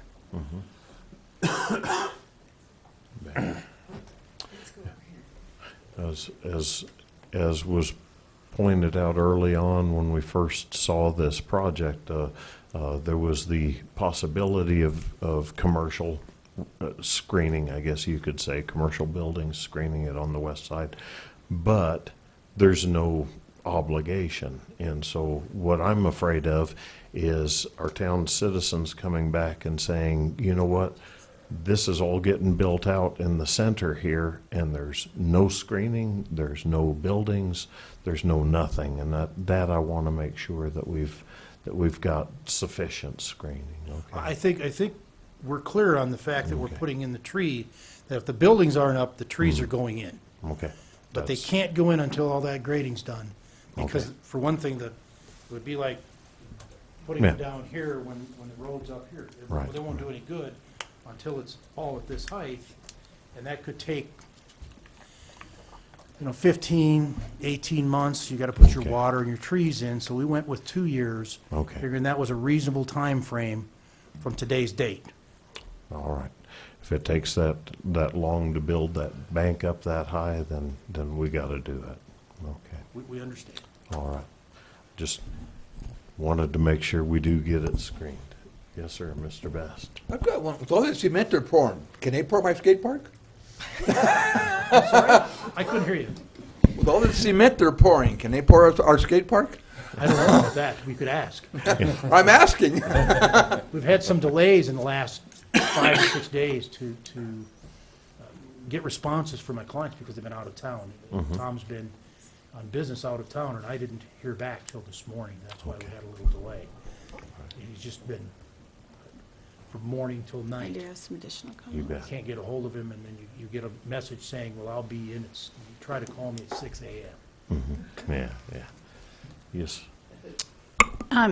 Okay, so I just wanted to clarify some things. So my understanding is with these PDRs is as we've moved forward through each project, we've been real careful that the needs of our communities are met in the ways that we can, as Ruth explained to me.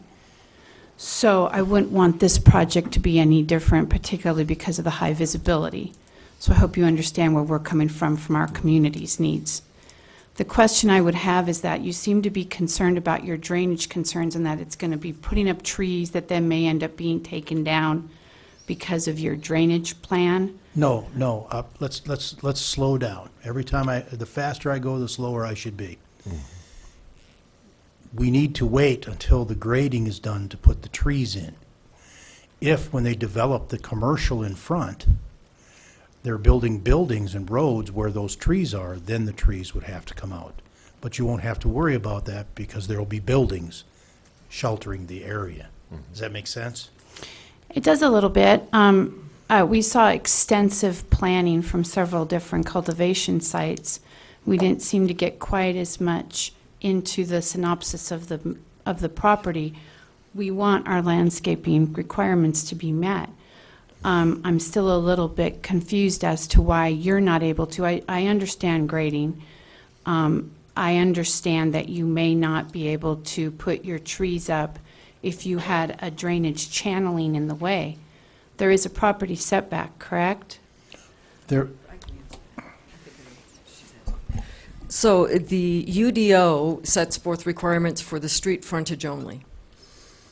And those have been met as a part of the existing site plan approval. What we're asking you here is a condition of the PDR plan approval is additional landscaping. So in going back and forth over what works, what doesn't work, what can be planted, what can't be planted, where it can go, we've arrived at this supplement that does, within 2 years, ensure that there's landscaping planted, once all of the grading and compacting work is complete, unless they've already built structures that are screening that view. Okay, because what my concern here is that since this is our primary concern, is to create landscaping to help our community deal with this situation in this high visibility site, I want to make sure that we have a legitimate reason why we are delaying the landscaping. That's why I'm asking these questions, so you'll understand. It is because again, you can't do the landscaping in an effective manner unless and until that grading is complete. It just can't, it won't do any good. Because for one thing, if you went out there today, the level from the road to the near side of that drainage channel, it's got to be 15 feet down, at least 10, 12. So you could put good-sized trees in there, they won't do you any good. But when that drainage channel is in and that wall is up and we've graded and they've moved, you know, hundreds of thousands of cubic yards of dirt to flatten it, and you put the trees in, now you're looking across like this, and the trees are sticking up, and that's what shelters it. But doing it ahead of time won't do any good. Good enough. Ms. Mayday, are you content and happy with this, and it meets all the requirements you feel? Yeah, the staff does support this supplement. I think this is a good compromise to get us where we need to be in the interim. And Okay, if there is no commercial development, we have a fallback for the screening from 89 and the roundabout at 4 South. Okay, thank you. Our engineer, are you comfortable with this, Mr. Lopez?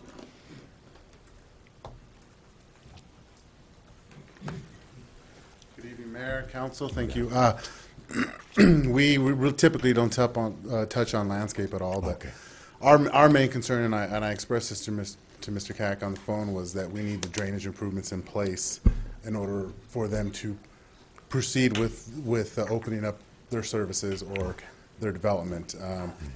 We have approximately 2,300 CFS that comes through there, so it's a significant amount of water, and so we want to make sure that this development takes care of that and mitigates that back to a natural state before it leaves the site. They have a great engineer on staff that has been working to meet the needs and the requirements of the town. So yeah, we're quite pleased, and I understand the grading concept and how that all has to take place, and I believe that they're right in line with that process. Okay. How many CFS? 2,200, 2,300. That's a bunch of water. Yep. All right, cool. Bring your surfboard. Thank you. I can't put a baseball diamond down there, huh? No. Maybe a rubber boat. Do I need to bring that up? Are there any more questions for Mr. Cack or Ms. Mayday? No? Okay. Yeah, it just took me a little bit to work through this 2-year delay, but we have to deal with that.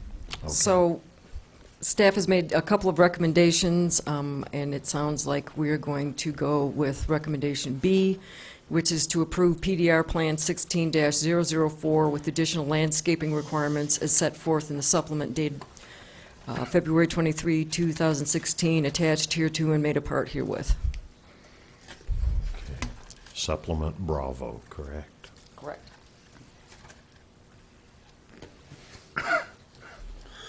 Okay. Mr. Chair would Mayor, entertain a motion. I make a motion to approve PDR Plan 16-004 for the property located in the northeast corner of State Route 89 and East Road 4 South, encompassing approximately 53 acres, plus the supplemental Plan B.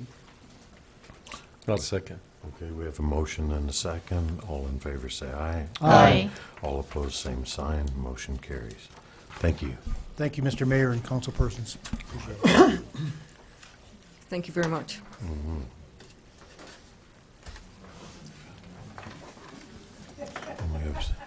Oh, I thought that was it. That's not No. Oh, no. This is the one you tried to do before. It's like those late night shows, but wait, there's more. Wait, there's more. You're the gift that keeps giving. Are there Ginsu knives? Item echo. Consideration and possible action to approve a protected development rights plan, PDR plan, for the property located at 645 West Road 4 North. Miss Mayday? Give me a second here. Thank you. Here, I put everything away. It's ready to go. Yes, PDR. Let's scroll back here. 3, yep, there we go. Before you is PDR Plan PDR Plan 16-003 for Prescott Valley Growers. This is the project located on 4 North, West 4 North, west of State Route 89. This is an aerial view of the property. This is the parcel under consideration, and these are the surrounding zoning districts, AR5 and SR1. This is the PDR plan for the project. The phase 1 will be the office and 5 greenhouses of roughly 5,000 square feet. I'd have to dig all my notes back up, and they're in a book somewhere. Phase 2 would be the addition of some additional 5,000 square foot greenhouses as demand warrants. This PDR is speculative in nature. The property owner has not identified a licensee or a user for the greenhouses yet, but would like to preserve their right to develop this property in this manner should a user arise. If I'm not mistaken, this is, can you show us the map of where it's located with the surrounding? Okay. I believe this is the same area that's already got a bunch of, a nursery there? Correct. This is a portion of Cox's property. Okay. Yes. The site is approximately 12 acres, and as you can see here, we're talking about probably the better part of the back half of that property. They've agreed to do landscaping. We've discussed with them also an additional landscaping plan that would provide additional screening along here and here. I understand that they've already begun planting trees to get them underway. So I don't think we're going to have any problem with getting some more landscaping in. So staff recommends approving PDR Plan 16-003 with additional landscaping requirements as set forth. And that's well within the required distances from any residential? Correct. There's vacant residential surrounding this property. Give me a second. Let me.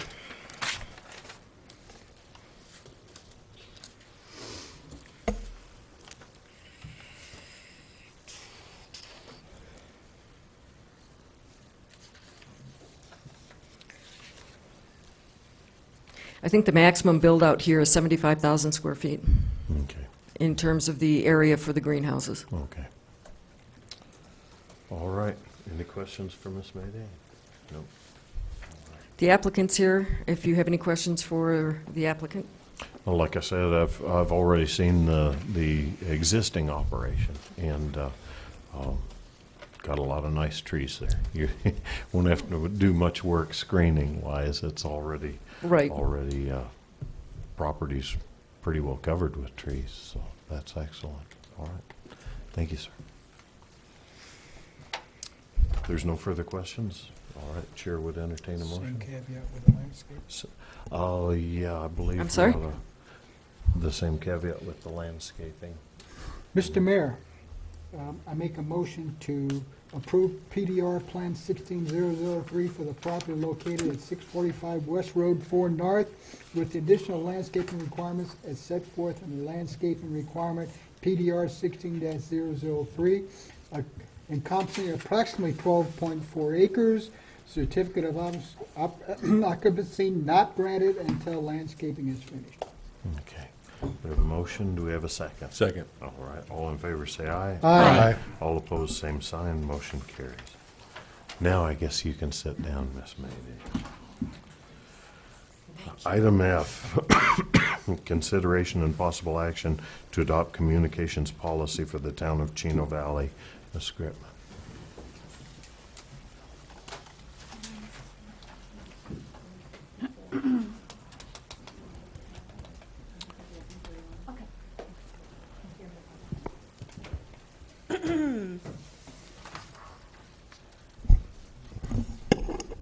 Good evening, Mayor and Council.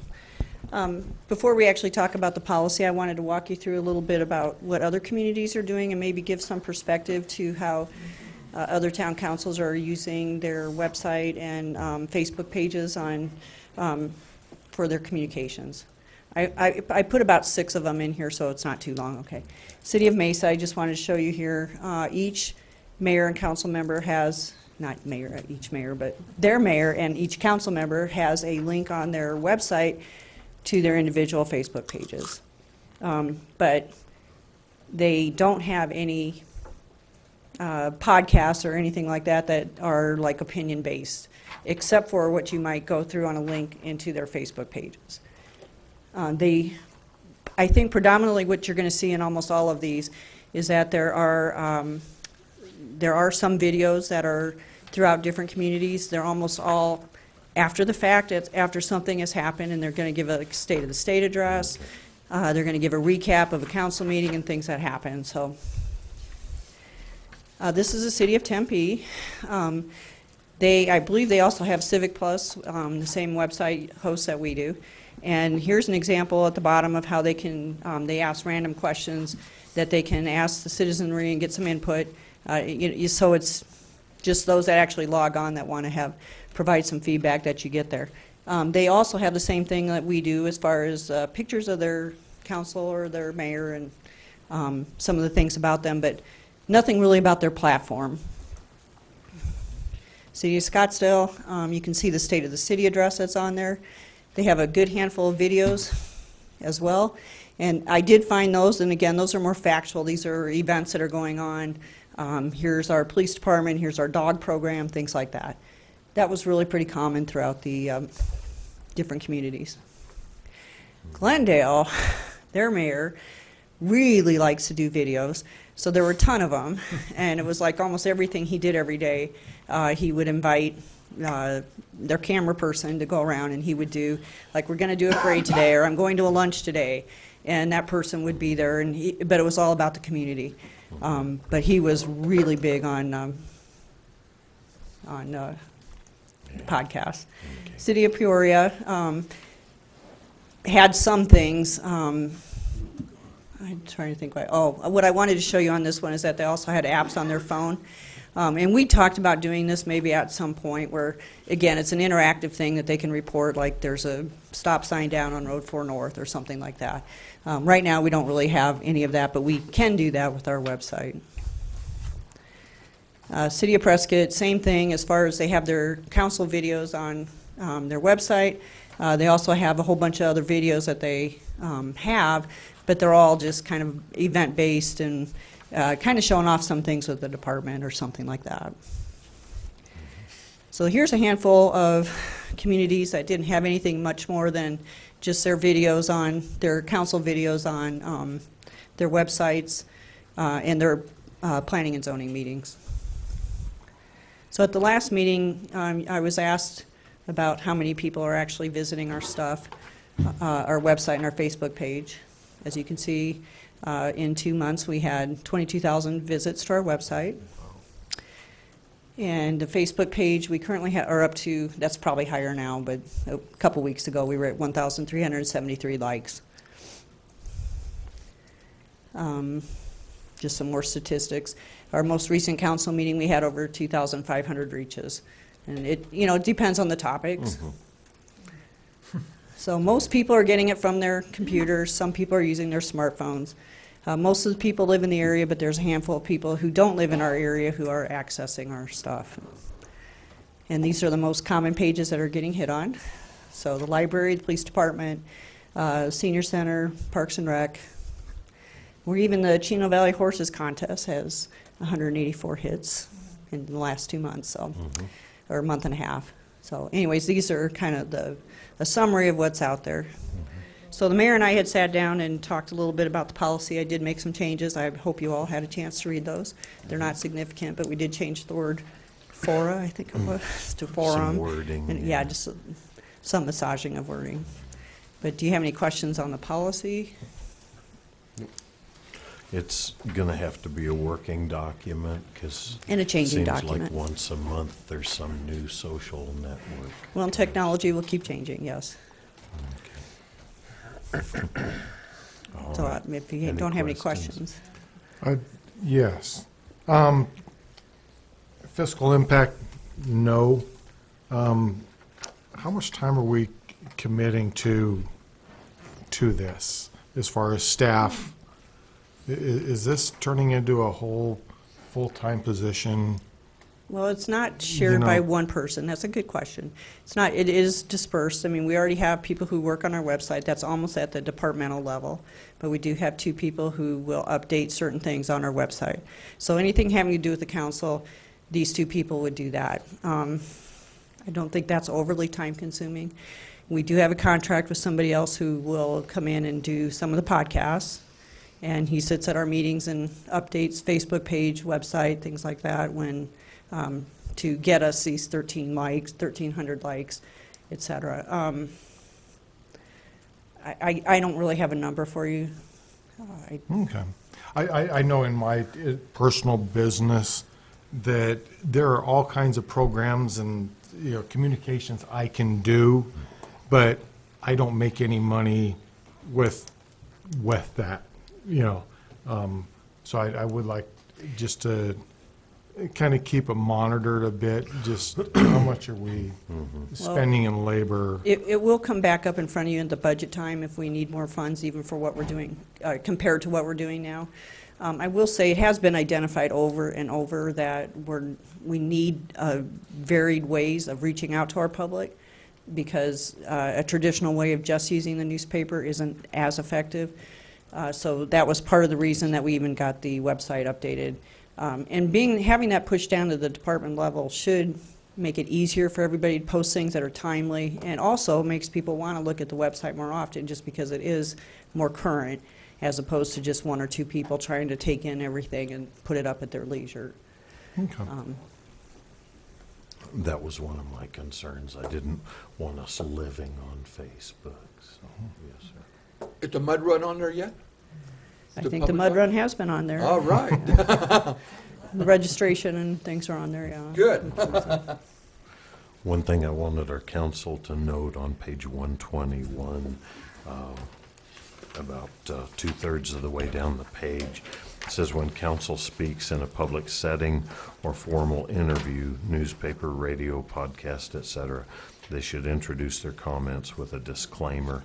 Any expression of opinion that may be read into this article can only be attributed to me as the author and does not represent the position or opinion of the town council or town staff, because we're always being approached for interviews, and we need to be aware of that. All right. Any other questions or comments? Okay. Thank you very much. All right. As I said, this will be a work in progress. Chair would entertain a motion. Mr. Mayor, motion to adopt the Town of Chino Valley's communication policy, social media policy, effective immediately. Second. We have a motion and a second. All in favor, say aye. Aye. Motion carries. Motion to take a 10-minute recess. All opposed, same sign. Okay, now motion carries. Motion to take a 10-minute recess. Let's do that. We'll meet you back at 8 o'clock here. Going to executive session. I gotta come back in. So we're going in. Oh, we gotta dismiss the regular. We gotta just, Fine. we can't go in without. Come on, Mayor. Okay. Where's Michael and Motion Corey? to- Okay. Let me get us rocking here. Mr. Mendoza, if you're available here. And Mr. Best ducked out for a minute. Yeah. I think he's in executive session. I think he's already wandered in. Yeah. We're going to go ahead and ring it back in if that's okay. All right. We're going to come back into our regular meeting and look at item 8, A, executive session. Council may vote to recess the regular meeting and hold an executive session which will not be open to the public for the following purposes. Can we go into session for both of them, Ms. Smiley, or do we have to? Okay, good. Consideration, excuse me, consideration and possible action to recess into an executive session pursuant to ARS 38-431.03A4 for discussion or consultation with the town attorney in order to consider its position and instruct the town attorney regarding the town's position regarding a contract with Prescott Sportsman's Club related to managing the Chino Valley shooting range that is the subject of negotiations. And B, consideration and possible action to recess into an executive session pursuant to ARS sections 38-431.03A3 and 38-431.03A4 for discussion or consultation for legal advice with the town attorney regarding the invocation and in order to consider the town's position and instruct the town's attorney in order to avoid or resolve contemplated litigation related to the town council's invocation. I tried to hurry, and that was a poor choice. It's a long night. All right. Oh, the chair would entertain a motion to go into executive session. Mr. Mayor, I make a motion that we recess the regular meeting and hold an executive session. Second. And all in favor, say aye. Aye. All opposed, same sign. Recess to executive session.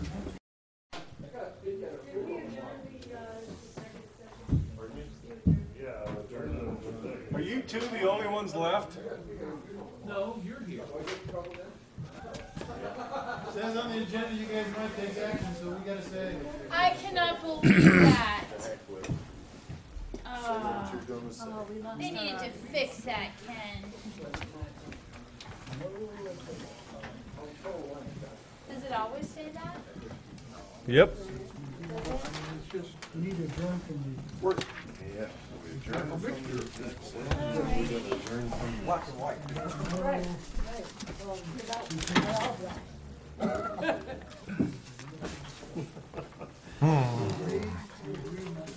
We agreed to disagree. Yeah. Mr. Rogers says it's a wonderful day in the neighborhood. Ready? Can I make a point, Mayor? Yes. He died. What? He died. Oh, Mr. Rogers? Yeah, so where does that get us now? Yeah, well, he probably died in a council meeting. Okay. Okay, we're back in session. Action items resumed after the executive session. Council will reconvene the regular meeting. Do I have a motion to adjourn? I would love to make a motion to adjourn. I'll second it. All in favor? Who's Fine. this? It is. Fine. The chair would entertain a motion to adjourn. Once again, I'll make a motion to adjourn. I'll second it again. We have a motion and a second to adjourn. All in favor, say aye. Aye. All opposed, same sign. You guys are like that play teacher when the teacher. You guys know you're just gonna adjourn, you can text me, just say. We can't divulge information from that room.